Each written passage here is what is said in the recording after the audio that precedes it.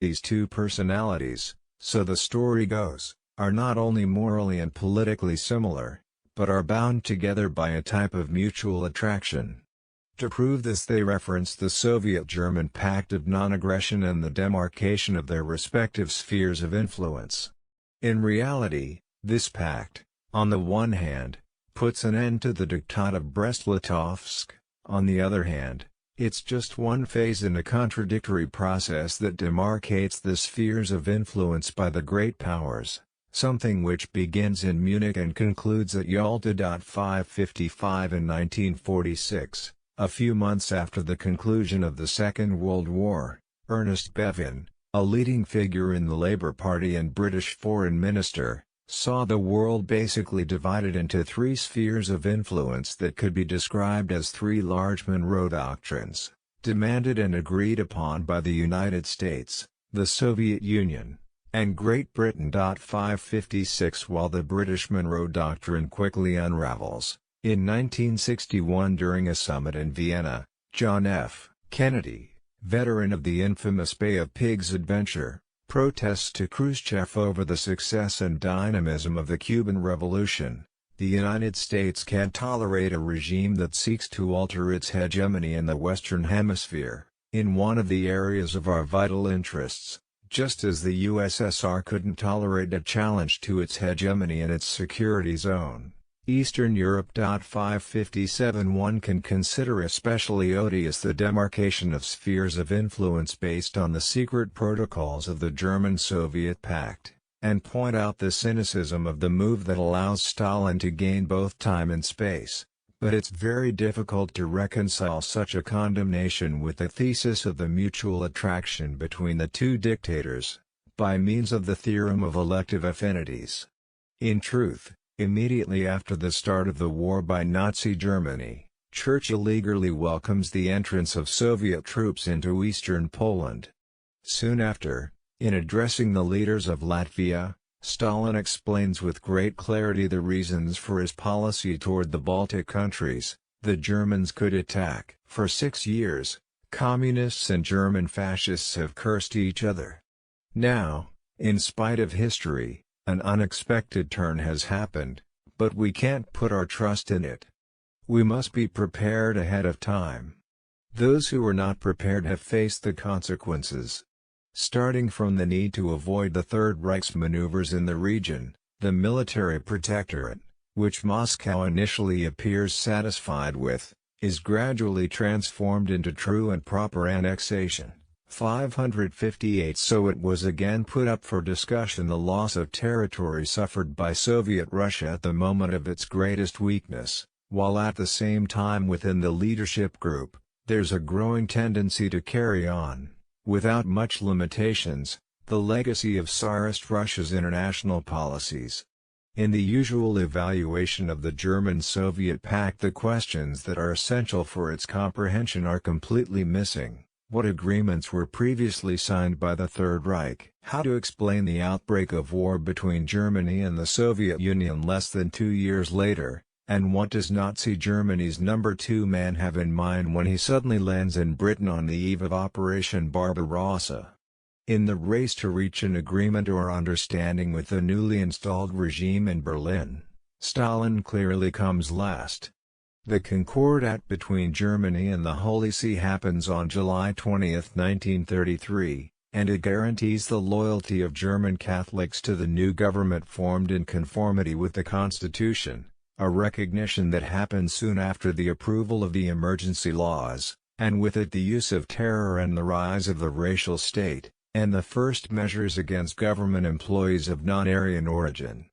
2 weeks earlier Zentrum was dissolved, the Catholic Party whose militants have committed to positive collaboration in the National Front led by the Reich Chancellor. 559 With respect to the Protestant faith, one can't forget that the Deutsche Christen lined up in support of Hitler immediately after his rise to power, and did so by adapting Christianity to the needs of the Third Reich, reinterpreting the Protestant Reformation according to Nazi and even racist perspectives.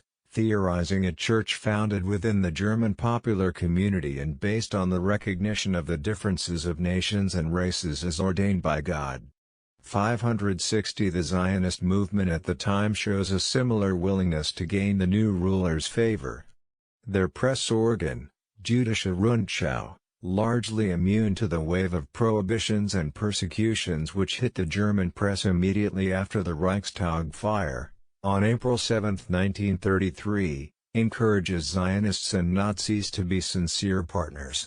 It all results in an agreement on the transfer of 20,000 Jews to Palestine, who are allowed to take with them nearly $30 million, a strong contribution toward colonization into the process that would later lead to the formation of the State of Israel. 561 later, reacting to the transfer agreement, the Grand Mufti of Jerusalem also seeks Hitler's favor.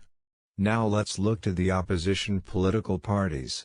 The speech by Social Democrat MP Otto Wels is very weak. During the Reichstag session that concedes emergency powers to Hitler. 562 It was the Stalinist Communist Party that first raised the alarm and organized resistance to the barbarism now in power. 1935 is also the year in which the naval agreement between Great Britain and the Third Reich is signed.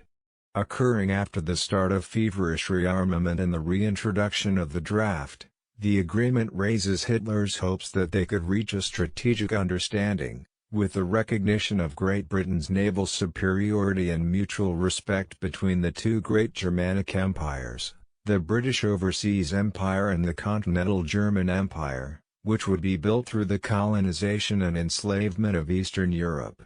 It's rightly described as a cynical attitude from the government in London, which gives the impression of endorsing an infamous program previously and clearly described in Mein Kampf. 563 It's not shocking that there's growing concern in Moscow, strong irritation in Paris.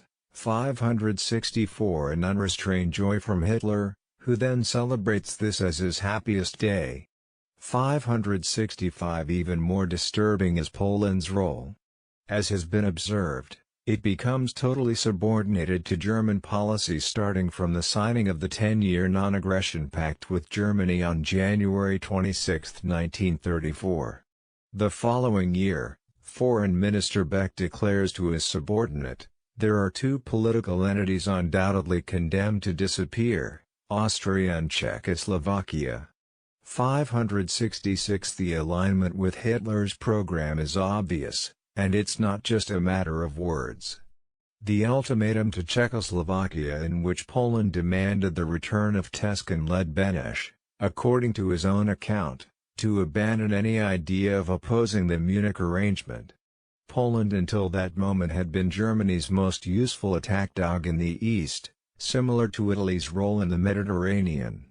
The Munich Conference doesn't mark the end of the Warsaw government's collaboration with the Third Reich. If Hitler truly sought to enter into Ukraine, he ought to pass through Poland, and in the autumn of 1938 that idea didn't appear to be a political fantasy at all. 567 It even appeared to have the encouragement of Warsaw. In January of the following year, during a conversation with Hitler, Beck states, "Poland doesn't attach any significance to the so-called security system." 568 Stalin has every reason to be worried and distressed. Before the Munich Conference, the American ambassador to France, William C. Bullitt, observed how important it was to isolate Asian despotism, thereby saving European civilization from a fratricidal war. After the victory achieved by Hitler, an English diplomat writes in his diary, "From being a fist aimed at the heart of Germany, Czechoslovakia now quickly became a fist aimed at the vital organs of Russia." 569 During the crisis caused by the Munich Conference, the USSR was the only country challenging the Third Reich and confirmed its support for the Prague government, putting more than 70 divisions on a high state of alert. Later on, after the Third Reich's dismemberment of Czechoslovakia in March of 1939, Moscow delivers a strongly worded message of protest to Berlin. 570 The reaction from other capitals was much more restrained. As a result, the Nazi-fascist aggressors had successively devoured Ethiopia, Spain, Czechoslovakia, Albania and China thanks to the direct or passive complicity of the Western powers, inclined to direct the Third Reich's sights and ambitions against the homeland of the October Revolution. To its east, the Soviet Union sees the pressure applied by Japan on its eastern borders. Thus emerges the danger of an invasion and war on two fronts. It's only at this moment that Moscow begins moving toward a pact of non-aggression with Germany, noting the failure of the Popular Front strategy. Carried out by Stalin with conviction and decisiveness, the Popular Front strategy had its costs. It had strengthened the opposition and Trotskyite agitation, especially in the colonies. What credibility could an anti-colonialism have which spared, so the argument went, the leading colonial powers at that time, concentrating instead on a country, Germany, which at Versailles had lost what few colonies it previously had. For the colonized peoples themselves it was especially difficult to accept that adjustment. Britain was widely discredited. In the spring of 1919 it not only was responsible for the massacre at Amritsar, that cost the lives of hundreds of unarmed Indian civilians, but it also resorted to public flogging and forcing the residents of the city to crawl on their hands and knees while entering or leaving their homes. 571 A dehumanizing collective punishment and a terrible racial and national humiliation. Later, while fighting the Second World War, the imperial government represses pro-independence demonstrations, using planes to fire upon them. These are the years when Gandhi asserts that in India we have Hitlerian rule. However disguised it may be in softer terms, Hitler was Great Britain's sin. Hitler is only the response to British imperialism. 572 With the war over, Gandhi will go as far as paying tribute to Subhas Chandra Bose, who to achieve independence had fought alongside the Axis. Subhas was a great patriot and had given his life for the good of the country. 573 To conclude, it wasn't easy for the USSR to switch to the idea that, despite appearances, for the colonized peoples as well the principal danger was the Nazi-fascist coalition, the German, Japanese and Italian Axis, and particularly the Third Reich, determined to take up and radicalize the colonial tradition, resorting to the most extreme methods. For countries like Britain and France, the Popular Front strategy brought very little costs, yet they still sabotaged it. At this point, the USSR had no other choice but to reach an understanding with Germany, a move that was described as a dramatic improvisation at the last moment, which Moscow resorted to for lack of alternatives in the immediate lead-up to a new European war. 574 A radical change of course takes place that is often evaluated from an exclusively European perspective. But there's no reason to ignore the repercussions in Asia. Mao Tse-Tung expresses his satisfaction. The pact represents a blow to Japan and help to China because it more easily allows the Soviet Union to support China's resistance against Japan. 575 It's precisely for this reason that the Japanese consider Germany's behavior to be treacherous and unforgivable. 576 As a result, the flow of Russian arms and munitions to China proceeds at a steady pace. The West's position is very different. Europe and America's indifference left its mark on history, demonstrating that they had no notion of reality. They refused to make the most minimal effort in deterring the fascists in Tokyo. But it's not just that, even worse is that the United States continued to send Japan petroleum and gasoline almost right up until the big attack on Pearl Harbor. 577 Let's leave aside Asia for the moment to concentrate on Europe. The mutual distrust between the Soviet Union and the Third Reich and the preparation for open conflict never ceased, not even during the months following the Non-Aggression Pact. Even before signing, Speaking in Danzig with the High Commissioner of the League of Nations, Hitler explains, quote, "Everything I do is directed against Russia. If the West is too stupid and blind to understand it, I'll be forced to reach an understanding with the Russians and then defeat the West, so that after its defeat I can concentrate all possible forces on the Soviet Union." 578 unquote. Judging by these words, the Führer's consistent objective is the construction of a Western alliance, led by the Germans, to defeat the Soviet Union. If this alliance can't be stipulated through a pact ahead of time, then there's no choice but to impose it on the Allies after their defeat. The temporary understanding with Moscow is just a means to achieve victory and thereby realize the necessary Western alliance for the definitive settling of accounts with Bolshevism.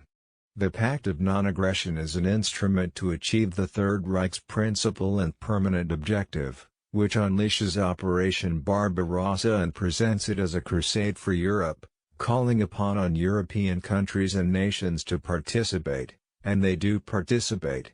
As a matter of fact, did Stalin count on the long or eternal duration of the pact? In truth, from the start he is aware of the inevitability of the clash with Nazi Germany. We will be spared from the war for a little while longer. 579 He takes advantage of this time to consolidate his country's position. As early as November of 1939, from Hitler's perspective, the country governed by communists appears determined to strengthen itself militarily, and it's only willing to respect the pact according to circumstances and its own convenience. 580 It's a point argued by the Führer 2 months later. Stalin is cautious, he's very aware of the balance of forces, but he's clearly waiting for a difficult situation for Germany. He doesn't even lose track of the weather, acting more brazen than usual during the winter months, when he feels more protected from the Third Reich's formidable war machine. 581 The Führer's concerns are anything but imaginary. Let's see what Moscow's stance was in late summer of 1940, at a time when, having completed the occupation of France, the Third Reich appears to be in the position of forcing Great Britain to surrender. Quote, while Stalin relays to Hitler his confidence in a quick conclusion to the war, his diplomatic envoys and his agents abroad encourage all kinds of resistance to the new order. The Moscow newspapers, that until then hadn't spared the Allies of ironic or scornful remarks, began taking on a more sympathetic tone toward Britain's struggle, and encouraging French patriots in their struggle against Nazi domination. The German foreign minister was even forced to protest against anti-Nazi propaganda carried out by Mrs. Kollontai, representative of the Soviet Union in Sweden. 582 unquote. What's revealing is the meeting that takes place in Moscow on November 25, 1940, between two of Stalin's closest collaborators, Dimitrov, quote, "We will carry out a policy of bogging down the German occupation troops in various countries, and, without drawing attention, we want to take this work even further. Would this upset Soviet policy?" Unquote. Molotov, quote, "Naturally, this must be done. We wouldn't be communists if we didn't follow this line. Only it must be done quietly." 583 unquote. Stalin also agrees with this line. 584 He's clearly committed to encouraging resistance to the Third Reich's expansionism. Of course, this is heading towards a collision, and Stalin is aware of that, as shown by his observations and actions. November 7, 1940, It's necessary to be at the military level of our enemies. 585 On November 25 of the same year, our relations with the Germans are marked by apparent courtesy, but between us there's a lot of tension. 586 In the first months of 1941, the mask begins to fall off. Currently the resistance against Hitler is encouraged openly and from all parts. This is especially true with respect to the Balkans, where the dispute between the signatories of the Non-Aggression Pact is increasingly intense. In the Kremlin, Stalin welcomes the Yugoslav ambassador to Moscow and discusses with him the approach that should be used in opposing the Third Reich. Pleasantly surprised by this audacity toward those who aspire to rule the world, Belgrade's representative puts forward a question, and if the Germans, irritated, turn against you? And the reply is quick, let them come.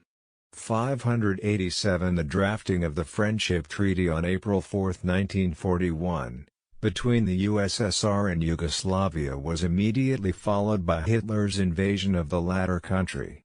A few days later, in relaying the opinion of the Soviet leader, Dimitrov writes in his diary, "The war of the Greek and Yugoslav peoples against imperialist aggression is a just war, and on this there's no doubt." 588 The approaching clash with the Third Reich is increasingly apparent.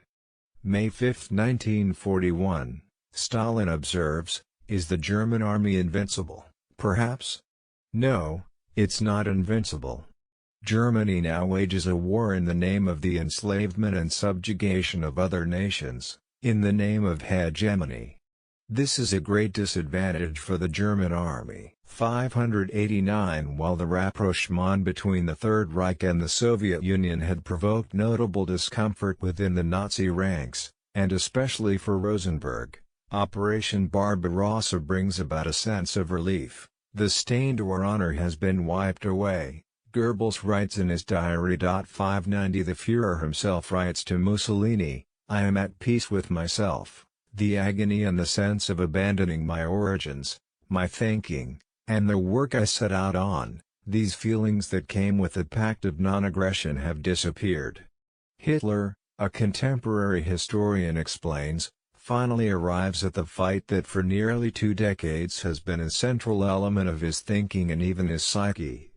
Longed for since the beginning, the annihilation of Asiatic and Eastern Bolshevism would have permitted, in the conditions imposed by Berlin, the restoration of unity within the West and the white race, in particular reaching a permanent agreement with the British Empire, that for the Führer continued being the supreme model of domination and exploitation. 591 Arendt's affirmation, according to which Hitler never had the intention of defending the West from Bolshevism, but on the contrary he had always been willing to ally with Stalin to destroy it, is nothing more than her tribute to Cold War ideology. 592 In truth, the leaders of the Third Reich were not mistaken in feeling relieved by the fact that, finally, with Operation Barbarossa, they could finally confront and eliminate the true adversary, the eternal enemy. Even before Nazism took power, on August 12, 1931, Stalin had described antisemitism as a type of cannibalism. Upon the establishment of the Third Reich, he had reacted, on January 26, 1934, with a firm stance against fascism and against the German version of fascism specifically. Again, like in 1914, the parties of warmongering imperialism and the parties of war and revanchism take center stage.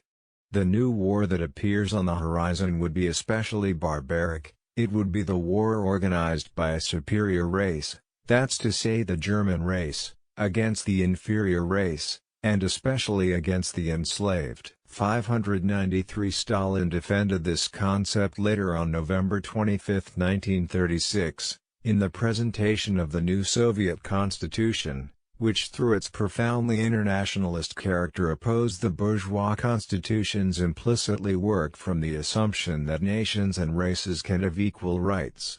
It's true that here the speech was of a general character, as shown by the references to the colonies and to discrimination based on differences in skin color, but it's clear that the principal target was Nazi Germany, which embraced racial ideology as a state doctrine.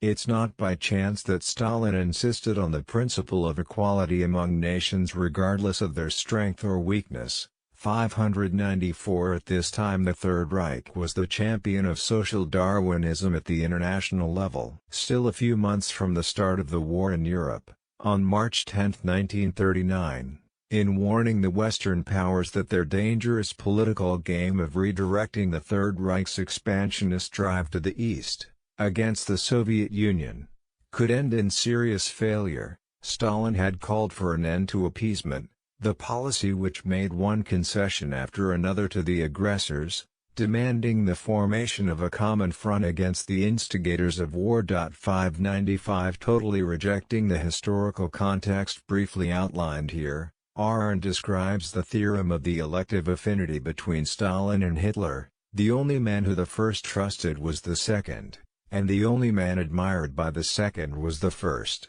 After what we've seen, to speak of trust between the two sounds unintentionally comical. Yet Arendt's thesis of Stalin's pro-Hitler policy is a mere tribute to Cold War ideology. 596 In Moscow in 1937, Feuchtwanger observes, everyone is of the mindset that a future war is an absolute certainty. They see the German fascist as the enemy. The reason is obvious: our prosperity, the Soviets say, is in such obvious contrast with fascist theories that the fascist states, if they wish to survive, must annihilate us. 597 Accurately predicted here is the war of annihilation that will be unleashed later by the Third Reich. Far from easing up, the preparations for the war continue to intensify until becoming frantic during the months of the Non-Aggression Pact. It's correct, however, that beginning with Operation Barbarossa, Hitler occasionally highlights the political and military competence of his great antagonist. Is this confirmation of the theorem of elective affinities? During the Tehran Conference, while in friendly debate with Franklin D. Roosevelt, Stalin stresses however that their common enemy is very capable and only this can explain the extraordinary results initially achieved. 598 Is this another confirmation of the thesis that's commonplace today? In fact, the Soviet leader was right, not the American president. One must have a very primitive outlook on antagonism to think that authenticity requires ignorance of the enemy's capabilities. Historians today are in agreement in admonishing the Führer for underestimating the USSR, yet Arendt works off her late and partial change of heart to construct a theorem of the elective affinities. Hitler, moreover, is cited in a one-sided way. It's quite understandable his effort at explaining the unexpected failures and partial successes on the Eastern Front, which uncomfortably dismisses the myth of the invincibility of the Third Reich and the Wehrmacht, by detailing the unusual characteristics of the new enemy. But such characteristics aren't always described in flattering terms.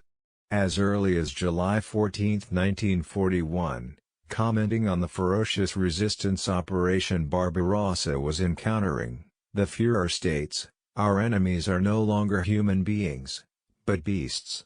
And echoing the opinions of their leader, one of his secretaries writes to a friend, "We are fighting against ferocious animals." 599 Obviously Stalin is among these beasts and ferocious animals, who on another occasion is seen by Hitler as a creature from hell, confirming Bolshevism's satanic character. 600 On the other end, we can note that both before and during the war, Stalin describes Hitler as the champion of anti-Semitic cannibalism and of cannibalistic politics based on racial hatred. We can add that leading political figures of the liberal West also formulated a positive opinion of the Soviet leader, to whom Churchill also expresses a feeling of human sympathy. Franklin D. Roosevelt himself, when speaking of the marvelous progress achieved by the Russian people, indirectly pays tribute to the person who leads them. 601 Finally, in our days leading historians stress Stalin's extraordinary military and political capacity, without disparaging Hitler's. Should we include all these individuals, despite their great differences, within the theorem of elective affinities? In truth, when they pronounce the theorem, Arendt and her followers abandon the field of philosophical and historical investigation, pursuing Bell's letter instead.